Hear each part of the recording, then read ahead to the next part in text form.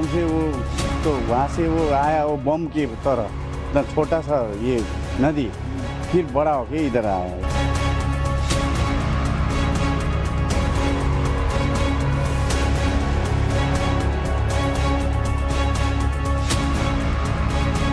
इधर अभी कितने लोग अंदर फंसे हुए हैं, कितने लोग दबे हुए हैं, कुछ भी पता नहीं चल रहा है। उधर तक जाने के लिए रास्ता ही नहीं है।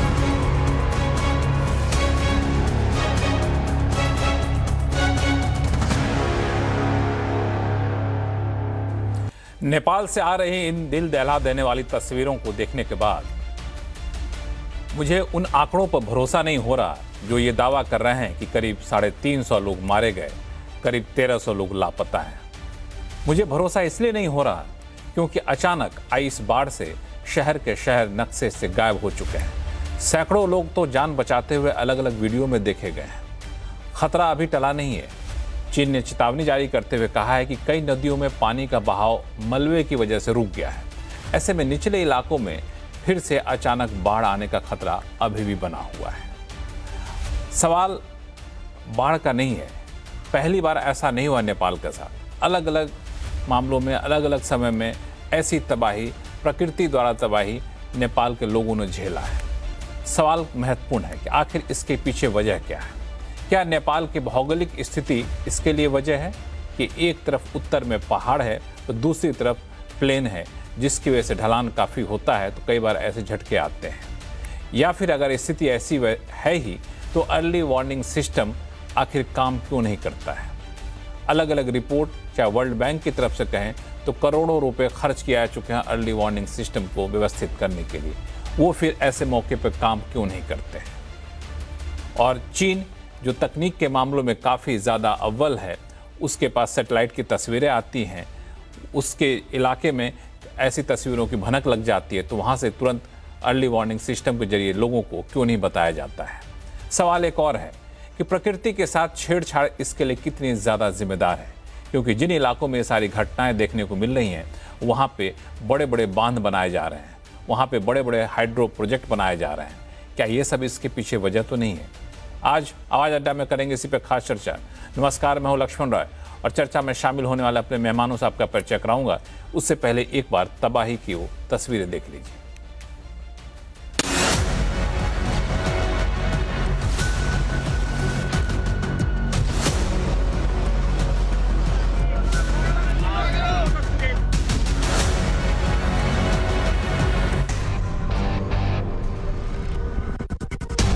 नेपाल की इन तस्वीरों को देखकर तो यही लगता है कि जैसे कोई जल प्रलय आया, जल दैत्य जमीन पर उतरा, जो सामने था सब निगल गया।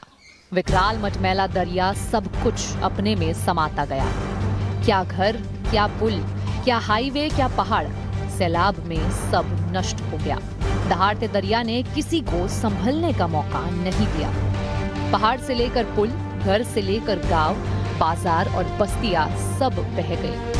गाड़ियां, सामान सब पानी में तैरने लगे।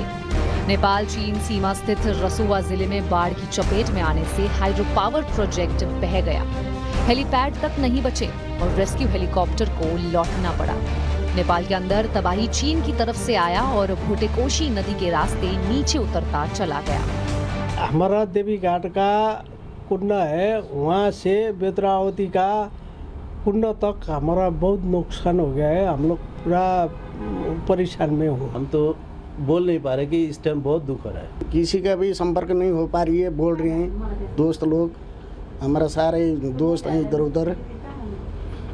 ज़्यादा से ज़्यादा क्षति हो रखा है। भोटेकोशी नदी तिब्बत से निकलती है और नेपाल के रसुआ जिले में रसुआगढ़ी टिमुरे सीमा से एंटर करती है। उसकी सहायक नदी लेंदेखोला भी उसी इलाके से जुड़ती है। बुधवार सुबह 9 बजे बाढ़ की एंट्री नेपाल में हुई, जब पानी भोटेकोशी में तिब्बत की तरफ से घुसा। पहला बड़ा प्रहार टिमुरे बाजार और रसुआगढ़ी कस्टम इलाके में हुआ। इसके बाद फ्रेंडशिप ब्रिज, गाड़ियां, माल, पुलिस चौकी और सीमा बाजार बह गए। 10 बजे के आसपास बाढ़ का पानी रसुआ जिले के स्याफ्रू में पहुंचा, जहां गांव, सड़क, हाइड्रो प्रोजेक्ट और पुलिस पोस्ट तबाह हो गए।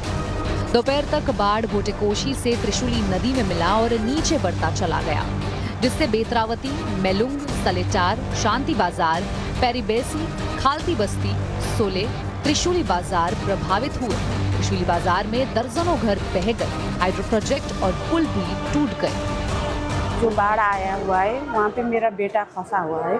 8:30 बजे तक तो बात हुआ था, उसके बाद बात नहीं हुआ। एकदम से वो तो वहाँ से वो आया, वो बम की तरह इतना छोटा सा ये नदी, फिर बड़ा होके इधर आया। इधर अभी कितने लोग अंदर फंसे हुए हैं, कितने लोग दबे हुए हैं, कुछ भी पता नहीं चल रहा है। उधर तक जाने के लिए रास्ता ही नहीं है। तबाही कैसे आई, इस पर अब तक साफ साफ कुछ पता नहीं चला है। एक थ्योरी नेपाल तिब्बत बॉर्डर पर ग्लेशियर खिसकने से लेंदे नदी में तबाही की है, तो दूसरी थ्योरी नेपाल के विदेश मंत्री की तरफ से आई है। इसमें भूकंप से हिमस्खलन और उसके बाद तबाही की तरफ इशारा है। एक तीसरी थ्योरी न्यूज एजेंसी रॉयटर्स ने दी है। इसमें दावा किया गया है कि हिमालय क्षेत्र में भूकंप से ग्लेशियर में हलचल हुई। इस हलचल के बाद भारी मात्रा में ग्लेशियर एक साथ टूटे और फिर सैलाब आया। फिलहाल नेपाल का ये विनाशकारी जल प्रलय एक रहस्य बन गया है, लेकिन चीन की तरफ से इलाके में बढ़ते निर्माण और जलवायु परिवर्तन की चर्चा हो रही है। इसके अलावा नेपाल में पत्रकारों के एक ग्रुप ने चीन की तरफ से बाढ़ के बारे में वक्त रहते जानकारी नहीं देने की बात भी उठ रही है। हालांकि चीन ने आरोपों का खंडन किया है। ऐसे में अभी पुख्ता तौर पर कुछ भी कहना मुश्किल है, लेकिन ऐसे में सवाल है कि पर्यावरण, क्लाइमेट चेंज और गर्म होते ग्लेशियर के आने वाले वक्त में और बड़ी तबाही की तरफ इशारा कर रहे हैं। साथ ही कैसे संकट के समय सूचना के आदान प्रदान के लिए मजबूत नेटवर्क बनाया जाए ताकि जान माल की ज्यादा से ज्यादा रक्षा की जा सके। तो तबाही आपने देख ली और तबाही के साथ साथ कई सारे सवाल उठ खड़े हुए हैं। उन सारे सवालों का जवाब देने की कोशिश करेंगे। हमारे साथ इस कोशिश में होंगे विशेष मेहमान भारतीय मौसम विज्ञान विभाग के पूर्व महानिदेशक लक्ष्मण सिंह राठौर साहब जुड़ चुके हैं, पर्यावरणविद विमलेंदु जी हमारे साथ जुड़ चुके हैं, मौसम वैज्ञानिक आनंद शर्मा साहब हैं और पर्यावरण विश्लेषक प्रीति महेश हैं। आप सही मेहमानों का बहुत बहुत स्वागत है हमारे शो में। शुरुआत मैं करना चाहूँगा लक्ष्मण सिंह राठौर साहब आपसे, चूँकि आपने काफ़ी लंबे समय तक पर्यावरण को देखा है और अब इस तरह की तबाही नेपाल में, आपके हिसाब से इस तबाही के पीछे असली वजह क्या हो सकती? क्या माना जाए कि नेपाल जिस भौगोलिक स्थिति में है तो ऐसी तबाही वहाँ पे आना उनके लिए बहुत ही आश्चर्य नहीं करनी चाहिए? देखिए, ये जो पूरा हिमालय पर्वतीय क्षेत्र है वहाँ पर अनेक ये जो कृत्रिम झीलें हैं जो ग्लेशियर्स के पिघलने के और उसमें अवरोध, जल प्रवाह में अवरोध आने के कारण बन गई है। इनकी संख्या अगर आप पूरे क्षेत्र में देखें तो करीब 25,000 के लगभग ऐसी झीलें हैं वहां पर, और उसमें भारत सरकार और अन्य एजेंसीज उनको मॉनिटर करती है, जिसमें लगभग 10% झीलें ऐसी है जिनको बहुत क्लोजली मॉनिटर किया जाता है, यानी करीब 2,500, और उसके 10% यानी करीब 250 लेक्स ऐसी है जो बहुत ही क्रिटिकल अवस्था में है, काफी बड़ी है और वो टूटने की कगार पर है, और उनके टूटने के कारण इनका जो तबाही का मंजर हो सकता है वो बहुत ही प्रलयकारी हो सकता है। इस नाते पूरा क्षेत्र वल्नरेबल है, और इसका प्रमुख कारण जो आपने पूछा उसका तो ये जो जिस प्रकार की जलवायु परिवर्तन हो रहा है, गर्मी बढ़ रही है, ग्लेशियर्स के पिघलने की दर बढ़ती है। और मैं ये बता दूं कि ये इस प्रकार की तबाही, ये जो ग्लोफ है वो गर्मियों में या मानसून की ऋतु में ही होता है, सर्दियों में ऐसा अक्सर नहीं होता है। अगर भूकंप आए तो अलग बात है, वरना सामान्यतः नहीं होता है। गर्मी में भी चूंकि पिघलते पिघलते पानी धीरे धीरे गति से आता है तो अचानक नहीं होता है अगर भूकंप या कोई हलचल ना हो तो।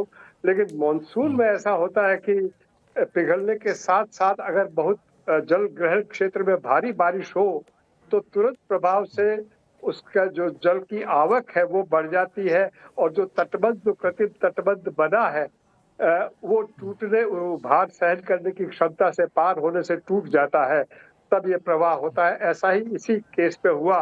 3 महीने पहले लगभग ये वहां पर ऐसी कोई झील नहीं थी, लेकिन मानसून के कारण वहां पर ये झील बनी और अचानक प्रेशर बढ़ने से इसका अपना प्रेशर उसको तोड़ दिया। एक सवाल और पूछूं फिर मैं बाकी मेहमानों के पास जाऊंगा।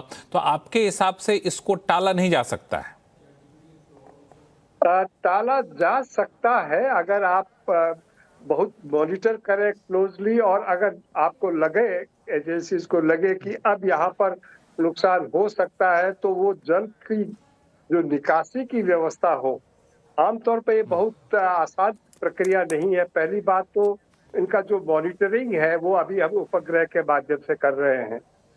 उपग्रह से उसके आयतन का तो पता लगता है, लेकिन कुल जल कितना है, उसका दबाव कितना है, ये आंकड़े हम अभी नहीं ले पा रहे हैं। उसके लिए नई प्रणाली विकसित की जानी चाहिए। भारत सरकार उस पर काम कर रही है। राष्ट्रीय आपदा प्रबंधन और सेंट्रल वाटर कमीशन और जो पूर्व चेतावनी, क्योंकि ये मौसम आधारित है, तो ये तीनों मिलकर के इस पे काम कर रहे हैं। पर बहुत कुछ करना है, क्योंकि निकासी अगर आप तटबंध को तोड़ते हैं किसी डिटोनेटर के माध्यम से, तो फिर वही समस्या आ जाएगी। ये कंट्रोल रिलीज होना चाहिए। उसकी तकनीक अभी बहुत देशों के पास नहीं है। और अगर आप पाइप से अगर जल निकालते हैं तो उसकी गति बहुत धीमी होती है। उसका जो लॉन्ग ड्यूरेशन प्लान बनना चाहिए। ये दरअसल तकनीक अभी विकसित हो रही है, लेकिन तब तक जो स्थिति है उसके लिए एहतियात बरतना ही एक बहुत बड़ा उपाय हो सकता है। लेकिन बाकी के 3 मेहमानों के पास आऊंगा, लेकिन ये सीधे चलते हैं अरुणिमा के साथ, जो हमारे कलीग हैं, होम अफेयर्स एडिटर भी हैं और जो अभी वहाँ मौके पर पहुँच चुकी हैं, आज सुबह से वहाँ पर हैं। Arunima, thank you so much, आपने समय निकाला इतना व्यस्त रहने के बाद भी। काफ़ी देर से आप ट्रैवल कर रही थी और आप वहाँ रहे भी सुबह से, तो वहाँ के हालात अभी क्या हैं, अगर आप बयां कर सके तो? 2 चीजें हैं। एक तो मायूसी है, बहुत सारे लोग जो एपी सेंटर है, अभी तो हम लोग आगे बिल्कुल, जो आपने वीडियो देखा होगा, जो इमिग्रेशन सेंटर है जिसको पूरी तरीके से पानी ने तबाह कर दिया है, वहां तक तो कोई भी पहुंच नहीं पाया है, क्योंकि उसके पहले ही सड़क मार्ग पूरी तरीके से ध्वस्त है।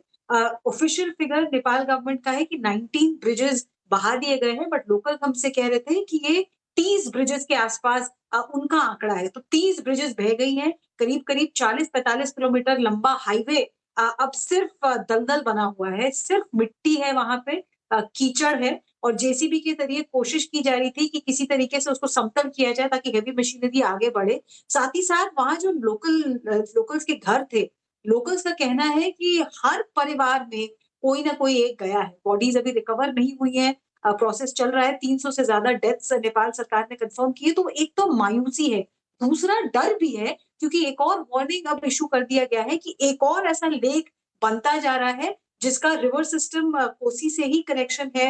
ये गगन प्रोविंस जो है, काउंटी जो है तिब्बत का, जो चाइना ने ऑक्यूपाई करके रखा है, वहां ये लेक बन रहा है। और अगर वो भी ऐसे ही बर्स्ट हुआ, जैसे ग्लेशियर बर्स्ट हमने यहाँ देखा, अगर वो लेक बर्स्ट फिर से ऐसे ही हुआ तो बहुत मुश्किल हो जाएगी यहाँ के लोगों को के लिए। तो वो डर का माहौल।